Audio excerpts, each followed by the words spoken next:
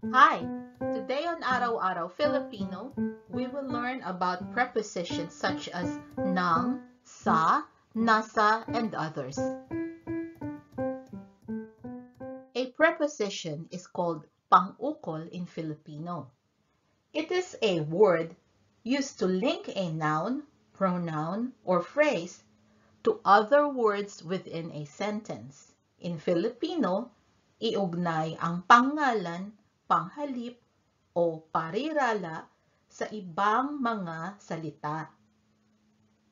Link, iugnay. Noun, pangalan.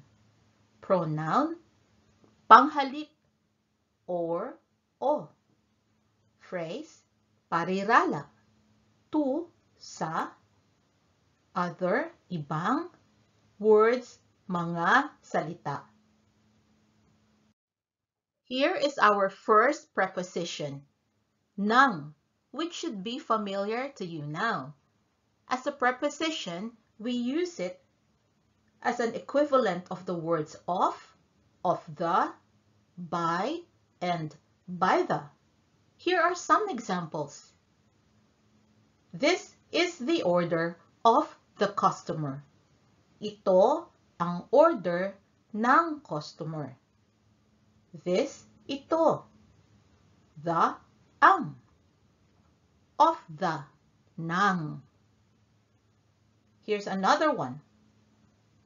1 cup of coffee. Isang tasa ng kape. 1, isa.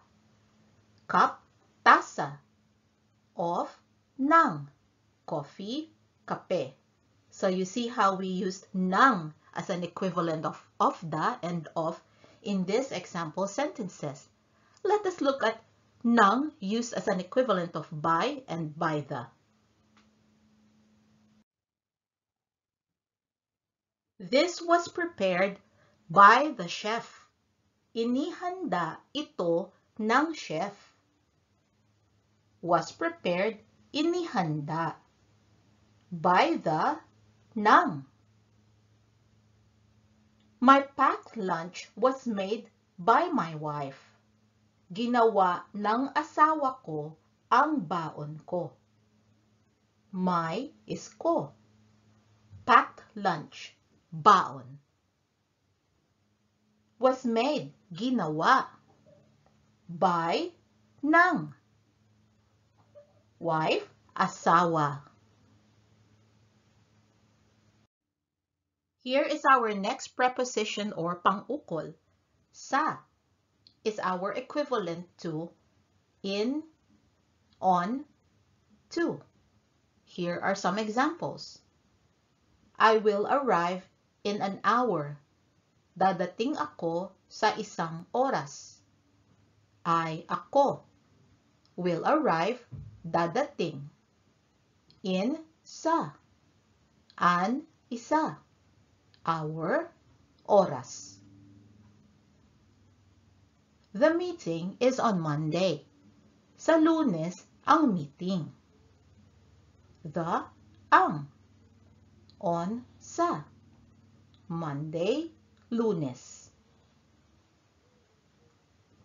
I am going to town.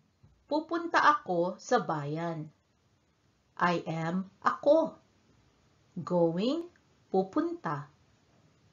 To, sa. Town, bayan. Now let us learn about nasa. This is our equivalent for in the, on the, at the. Actually, nasa has many uses, many meanings, and we have a lesson that shows many of this, and I will put the link in the description below. But here are some examples. The car is in the garage. Nasa garahe ang kotse. The, ang, car, kotse. In the, nasa. Garage, garahe. The key is on top of the cabinet. Nasa ibabaw ng cabinet ang susi. Ki, susi. On, nasa. Top, ibabaw. Of the, ng.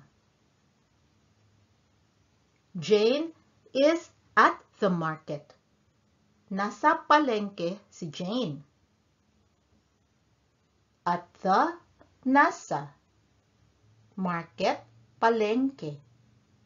And we say si Jane because remember, when we refer to a proper noun, a name like Jane, we always put a si in front of it. Our next preposition or pang-ukol is para sa. This is the equivalent of for or for the. This is for the kids. Para sa mga bata ito. This, ito.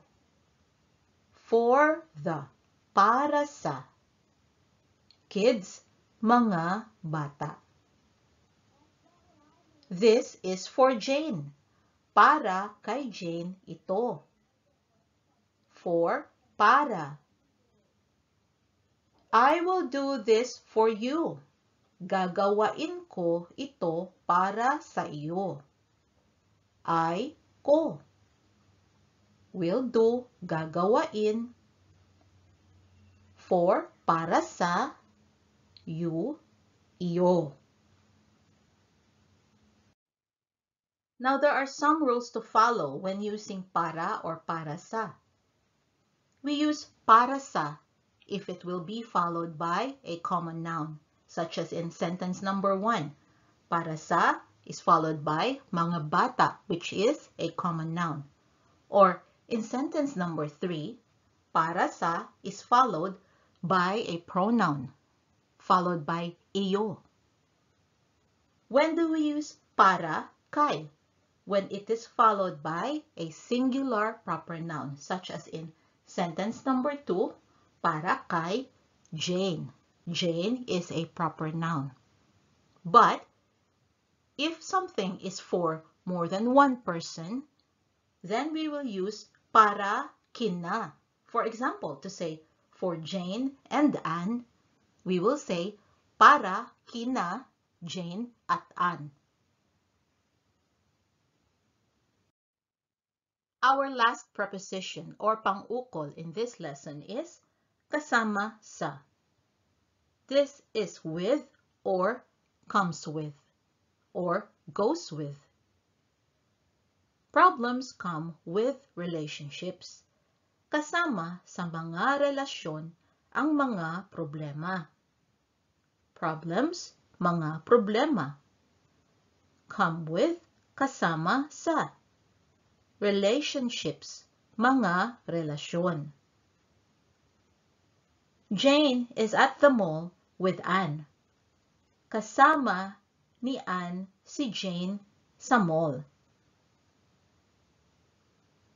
At the, sa. With, kasama. And we say kasama ni Anne because ni is the possessive form of si. Why is it a possessive form? Anne's companion is a possessive phrase and her companion is Jane. So, kasama ni Anne. The drink comes with the order. Kasama sa order ang inumin. The, ang. Drink, inumin. Comes with the. Kasama sa. And just like how we use para or para sa, there are also rules to follow when using kasama. Kasama sa is used when it will be followed by a common noun. For example, in the first sentence, kasama sa mga relasyon. Mga relasyon is a common noun. And we will use kasama ni if it will be followed by a proper noun such as a person's name. Anne, kasama ni Anne. If we want to say with Anne and Jack, so more than one person, then we will use Nina, kasama Nina, Anne, at Jack.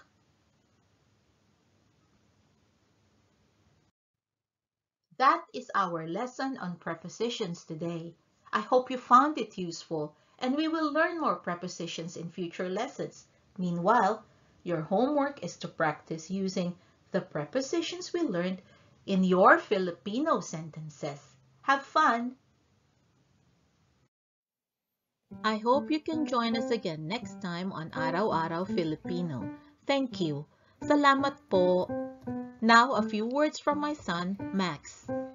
Thought this video was cool?